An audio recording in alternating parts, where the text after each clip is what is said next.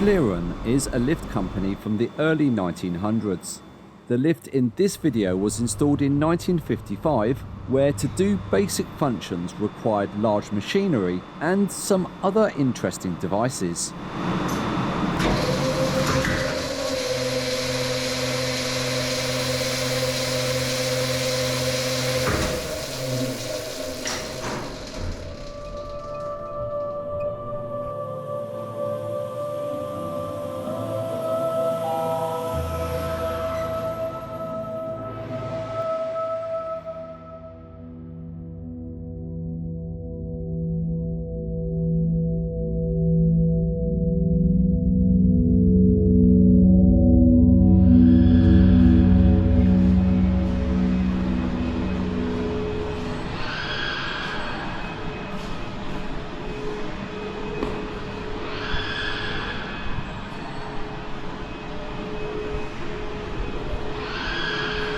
Coming up in this video,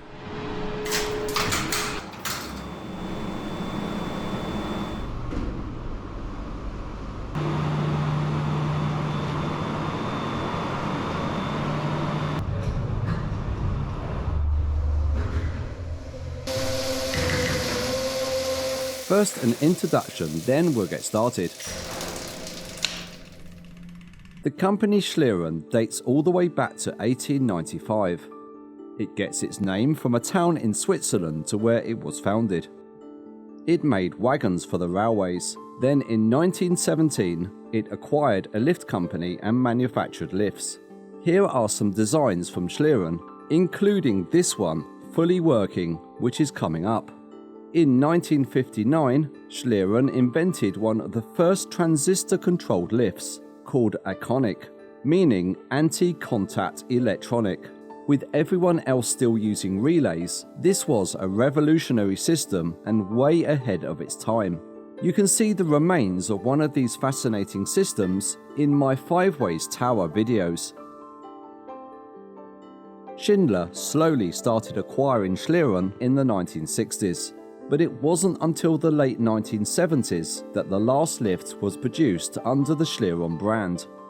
There was also a lift test tower, which stood until 1985. With Schindler having their own test facilities, the tower was deemed as unnecessary and demolished. Being an iconic Schlieren landmark, this must have been a sad day for the staff that worked here, and perhaps a final realization that Schlieren was no more. Now to this video, which features a completely original lift from Schlieren installed in 1955. The motor room is in the basement, which is where we start.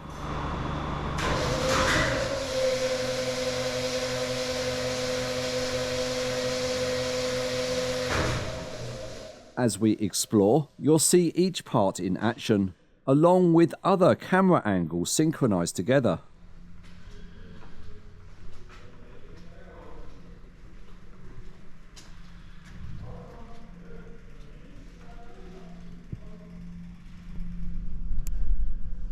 This is the high voltage section.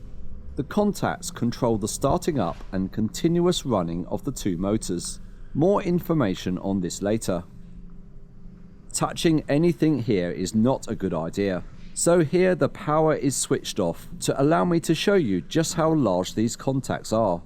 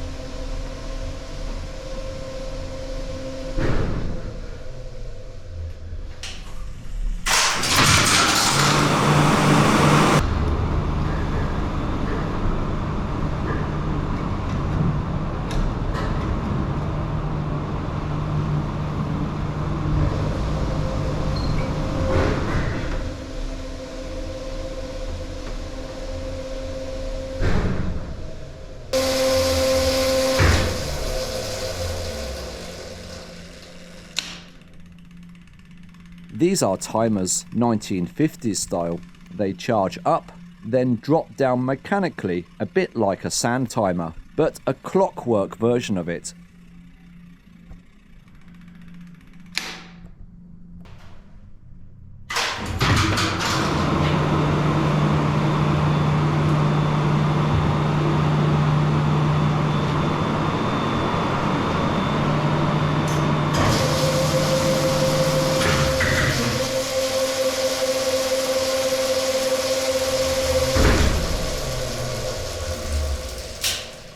There are two motors and a clutch. This unit pushes a clutch to switch between the main motor and the second slow motor. As the main motor can only run at a single speed, this separate motor brings the lift slowly into a floor. When the main motor is running, these clutch plates disengage the slow motor until it's needed. This is the brake, and later you'll see it engage twice when the lift comes into a floor. This is a fascinating device. It's a speed switch. First we'll watch it in operation, then I'll come back and explain it later.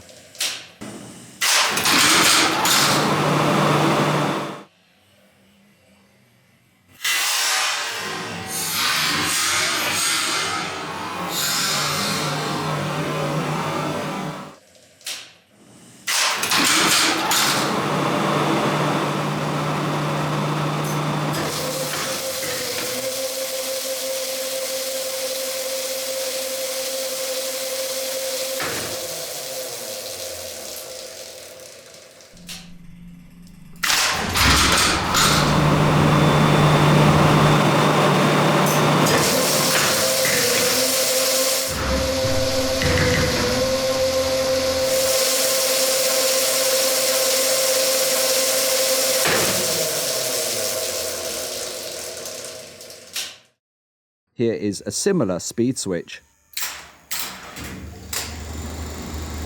It tells the controller when the motor is running fast enough to engage full power. If the lift is heavily loaded, the motor might not be able to achieve full speed. If this is the case, the speed switch will not activate, which will prevent full power being applied and an overload.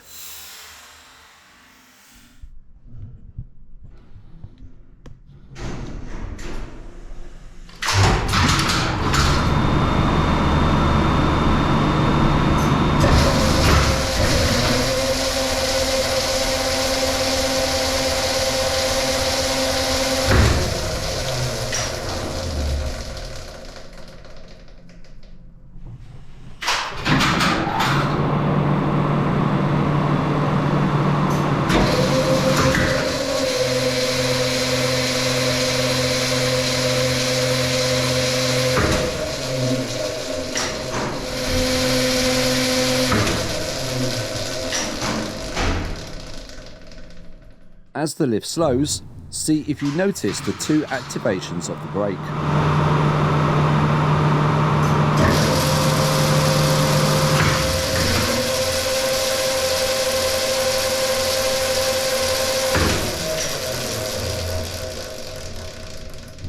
Each contactor has 3 contacts, one for each phase. At the top we have the down and up directions. At the bottom, these control the power to the main motor. When off, power is fed through resistors behind the rack to limit the motor's current. Here is a diagram showing the resistors in yellow, then the 3 contactors drawn beneath them. When the lift starts up, these resistors are gradually shorted out by the contactors until the last one, activated by the speed switch, gives full power. Being a slip ring motor, the design is somewhat different from a conventional AC motor. To learn more about a slip ring motor, I've created a separate video explaining how it works. This stops one winding sharing its energy with the other windings, which would happen in a cage configuration.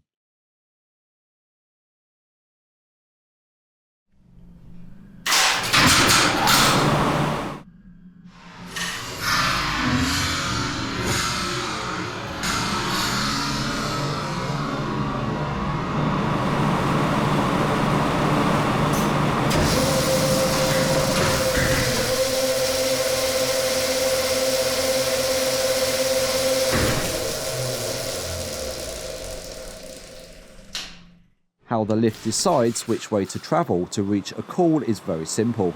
It involves turning a disc and the relays on the left. I'll explain it later in detail.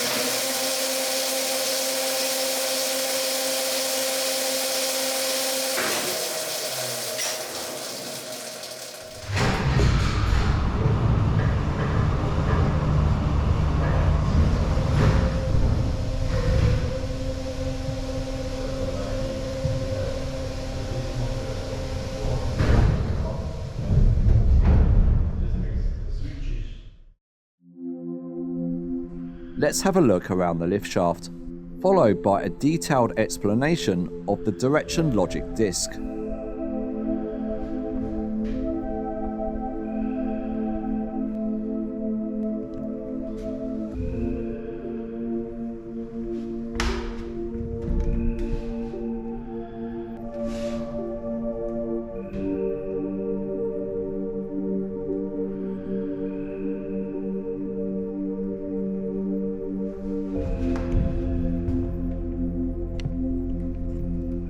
To see these switches in operation, here is the same type of lift from another one of my videos.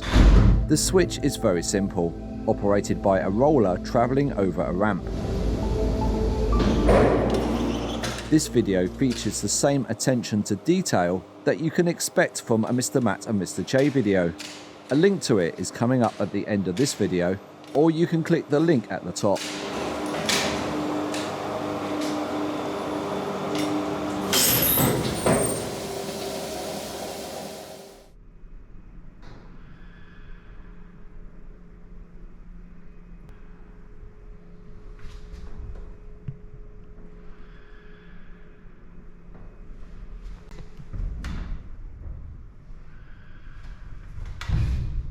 This reservoir contains oil that keeps the guide rails lubricated. At least it should do.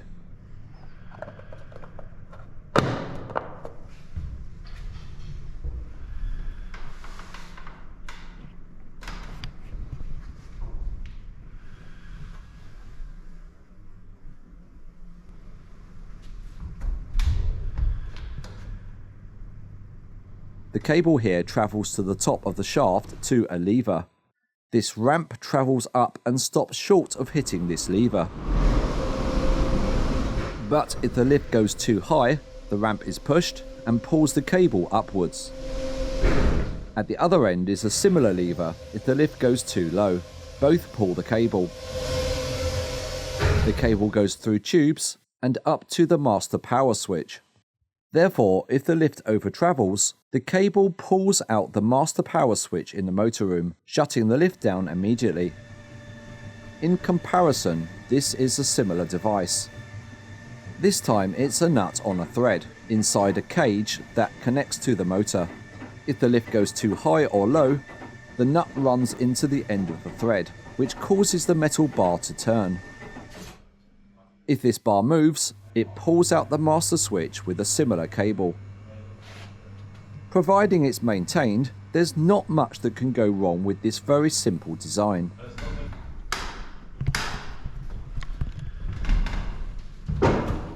This device unlocks the outer door when the lift arrives at a floor. It simply moves and pushes a roller to unlock it.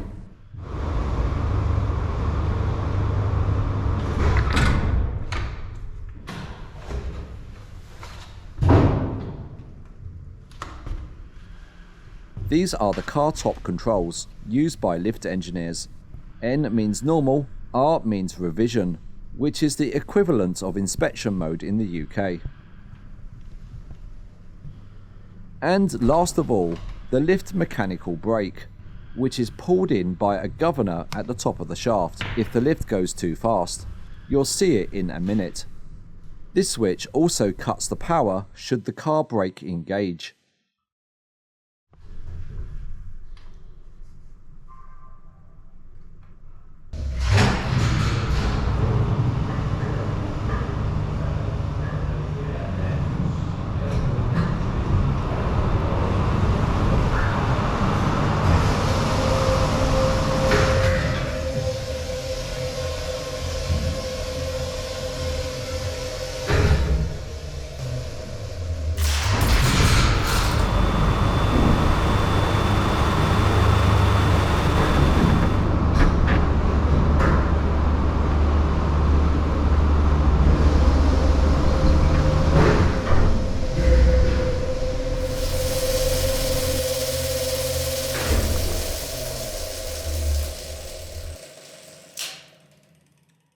The disc decides which way the lift needs to travel to get to a call.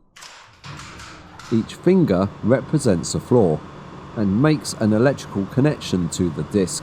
The lift's position cuts the circuit and creates a divide between the fingers on the left and the fingers on the right of it. Each finger finds a path either to the up signal or the down signal.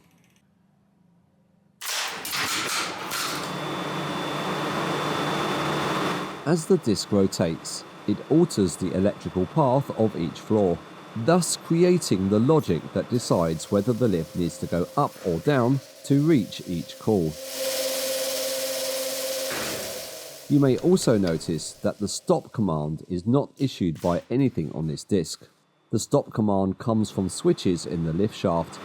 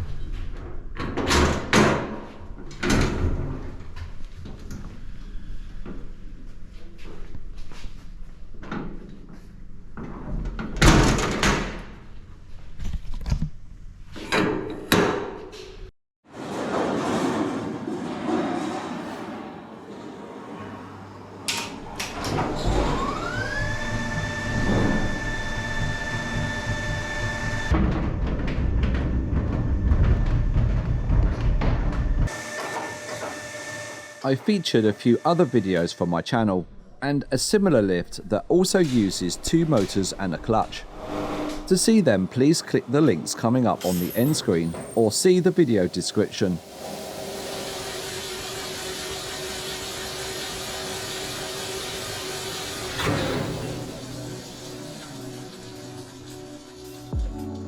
I spend a lot of time editing these videos, and I really hope you enjoyed watching. Quality, not quantity, is our motto. Please consider subscribing to the Mr. Matt and Mr. Che channel, and thank you very much for watching.